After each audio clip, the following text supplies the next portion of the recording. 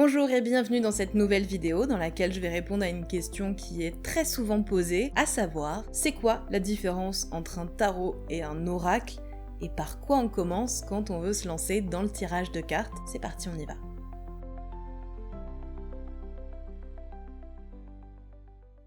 Je commence d'abord par vous expliquer ce qu'est un tarot, ensuite je vous parlerai des oracles et puis des différences entre les deux et comment on choisit. Commençons tout de suite par le tarot. Qu'est-ce que c'est qu'un tarot? Eh bien c'est un jeu de cartes utilisé dans un but divinatoire et qui a une structure fixe, c'est-à-dire qu'il y a toujours le même nombre de cartes, 78, qui sont séparées en deux parties. Il y a d'un côté ce qu'on appelle les arcanes majeurs, il y en a 22, et de l'autre côté ce qu'on appelle les arcanes mineurs, il y en a 56, car 22 plus 56, ça fait 78, j'imagine, car je suis nulle en maths et je n'ai pas recompté, mais on va faire confiance. Ce qu'on appelle les arcanes majeures, ce sont ces cartes qui correspondent généralement à l'idée qu'on se fait du tarot. Quand on pense au tarot de Marseille, on pense aux cartes des arcanes majeures, comme par exemple la justice, la tempérance, le monde, le diable, ce genre de cartes que vous avez certainement déjà vues et qui représentent en fait une sorte de chemin spirituel. Je reviendrai plus en détail là-dessus dans une prochaine vidéo parce que je vais vous faire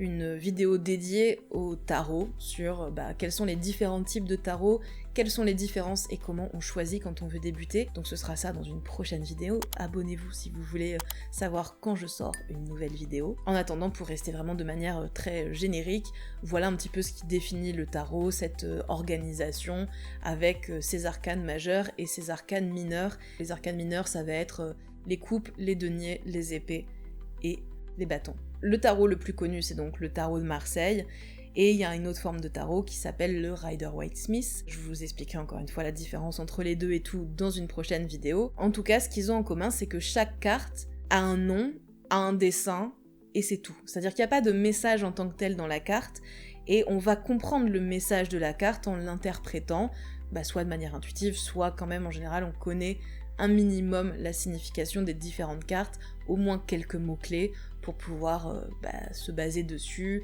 et faire une interprétation. Il peut y avoir un livret avec le tarot.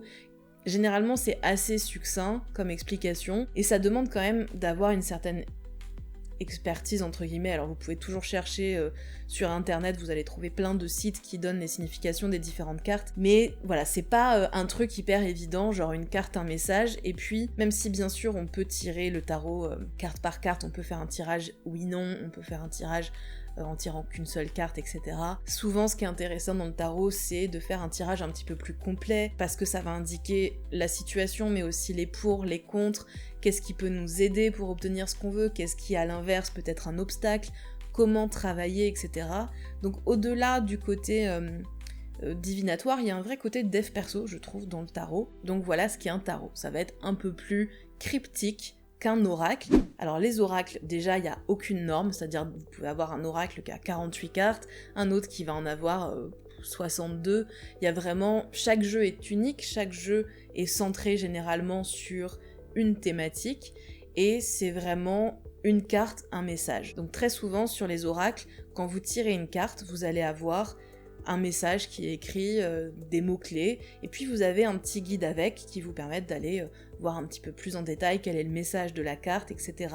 On peut faire des tirages avec des oracles à plusieurs cartes, c'est tout à fait possible, et les utiliser comme outil divinatoire, mais c'est vrai qu'on va plus facilement tirer une carte d'un oracle, voir un peu quel est le message, et puis ça peut être utilisé, pareil, comme outil un peu de dev perso, en se disant, tiens, ok, là c'est tel message, à quoi ça me fait penser, à quoi ça me ramène, qu'est-ce que ça me dit de moi, etc., etc. Donc c'est pas tout à fait la même utilisation, et puis surtout, là où un tarot va demander un petit peu d'apprentissage pour pouvoir vraiment bien interpréter les tirages, les oracles, souvent il y a un petit mot sur la carte, il y a le livret qui donne plein d'explications, et du coup on a beaucoup plus d'infos, beaucoup plus vite, donc c'est plus facile si vous commencez, de commencer par un oracle, parce que il n'y a pas le travail d'apprentissage à avoir derrière, tout simplement, même si en réalité ça dépend quand même de certains oracles qui peuvent demander aussi un apprentissage des cartes, mais voilà, il y a toujours des exceptions, vous vous en doutez. Bon, mais alors du coup, est-ce qu'il vaut mieux commencer par un tarot ou un oracle? Comme je vous le disais, à mon sens, ça n'engage que moi, je pense que l'oracle est plus facile à apprivoiser. Mais encore une fois, c'est pas tout à fait la même façon de tirer, c'est pas tout à fait la même utilisation, donc en fait ça dépend vraiment de votre ressenti. Pourquoi je dis que c'est peut-être bien de commencer par un oracle? Parce que vous avez ce système où vous pouvez simplement prendre l'habitude de tirer une carte, vous avez déjà des mots-clés qui vous donnent des indications, qui vous aident à comprendre un peu le sens global de la carte, vous pouvez essayer de l'interpréter avec vos propres ressentis. C'est un entraînement, mais c'est aussi super intéressant, encore une fois, en outil de dev perso, parce que ce que vous allez percevoir d'une carte, en général, dit beaucoup sur comment vous vous sentez, dans quel état mental vous êtes, etc. Donc c'est toujours hyper intéressant, je trouve, à utiliser comme ça aussi. Je sais qu'il y a des thérapeutes qui le font avec les cartes du jeu Dixit aussi. C'est quelque chose, pour le coup, qui est une méthode reconnue en psychologie, d'utiliser le visuel pour pouvoir s'interroger et peut-être faire sortir des choses inconscientes et tout ça. Donc ça, c'est une utilisation qui est intéressante, je trouve, avec les oracles. Et puis, d'un point de vue divinatoire, eh bien, c'est un message, donc voilà, c'est généralement un peu plus direct et un peu plus facile à utiliser, mais si votre kiff c'est vraiment de commencer par le tarot, peu importe la raison, que ce soit juste parce que vous vous sentez plus attiré par un tarot ou que c'est une pratique qui vous parle plus, peu importe, bah commencez par un tarot et dans ces cas-là, eh bien, il faudra revenir pour ma vidéo sur les différents tarots et comment choisir un tarot quand on débute. Mais si vous voulez commencer par un oracle, comment choisir un oracle? Eh bien, choisissez celui qui vous parle. Le mieux, en réalité, je trouve, c'est... Alors, l'idéal, c'est si vous avez quelqu'un dans votre entourage qui a des oracles, demandez-lui si vous pouvez les prendre, regarder les cartes, essayer des tirages et tout, parce que je trouve que c'est la meilleure façon de se rendre compte, en fait. Parfois, on voit des cartes, les dessins sur internet et tout, on se dit « Ah, ça a l'air chouette, j'ai envie de le tester », puis les cartes ont une texture, ont un poids, ont une épaisseur, avec laquelle on n'est pas forcément à l'aise. Donc je trouve que c'est intéressant de tester et puis de voir un petit peu ce qui nous attire, ou peut-être d'aller en magasin, ça, à défaut, pour voir un petit peu pour le premier oracle ce que ça peut donner. Quel est celui qui vous attire le plus, qui vous parle le plus? Est-ce qu'il y en a un qui est plus fiable que l'autre? Non. Prenez celui qui vous parle encore une fois. Des oracles, les amis, il y en a des centaines sur tous les thèmes possibles et imaginables. Je vais vous en montrer quelques-uns que moi j'ai. Mais vraiment, il y en a à ne plus savoir quoi en faire. Moi, dans ceux que j'ai, j'en ai deux avec des animaux. J'ai l'oracle coloré de l'univers animal, que j'ai pas encore beaucoup utilisé. Je le connais pas très bien, je vous avoue. Mais j'aimais bien les dessins. J'ai le langage secret des animaux, que j'aime beaucoup, que j'avais justement vu chez quelqu'un et qui m'a parlé. J'ai un de mes préférés, je les ai pas tous là, mais je vous en montre quelques-uns. L'oracle de lumière, que j'aime aussi énormément. Cette collection, ils ont beaucoup de cartes, les cartes sont magnifiques. Je vous mettrai des inserts, je pense, de quelques cartes. Si vraiment vous n'arrivez pas, parfois ça arrive, on est complètement paumé, on se balade, on regarde un peu les différents oracles et on sait pas trop lequel choisir.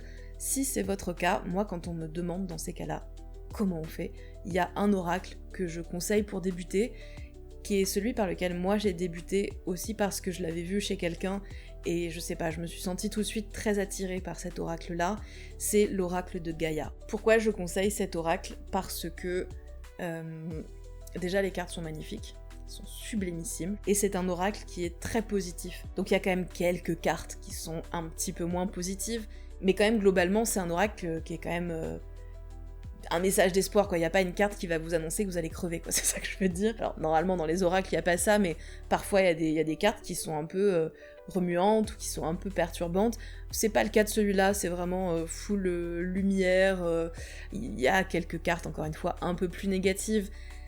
Mais globalement, je trouve que c'est un oracle super chouette, super doux. Voilà, c'est le mot qui me vient. Donc voilà, ce sera mon conseil pour les oracles, mais encore une fois, n'hésitez pas à aller en magasin, à regarder et à choisir celui qui vous plaît, celui qui vous parle, celui qui vous attire. Donc voilà pour la différence entre un tarot et un oracle. Vous avez maintenant toutes les informations normalement pour aller choisir votre jeu si c'est quelque chose qui vous tente. Si jamais il y a une question que vous avez et à laquelle je n'ai pas répondu, n'hésitez pas à me laisser un commentaire. Je sais pas si j'aurai la réponse, peut-être que je l'aurai, si je l'ai pas, peut-être que quelqu'un d'autre l'aura. En tout cas, n'hésitez pas à commenter cette vidéo, à vous abonner aussi, surtout si vous voulez en savoir plus sur les différents tarots qui existent, puisque ce sera ma prochaine vidéo, et on se retrouve très bientôt pour parler de tarot. À bientôt!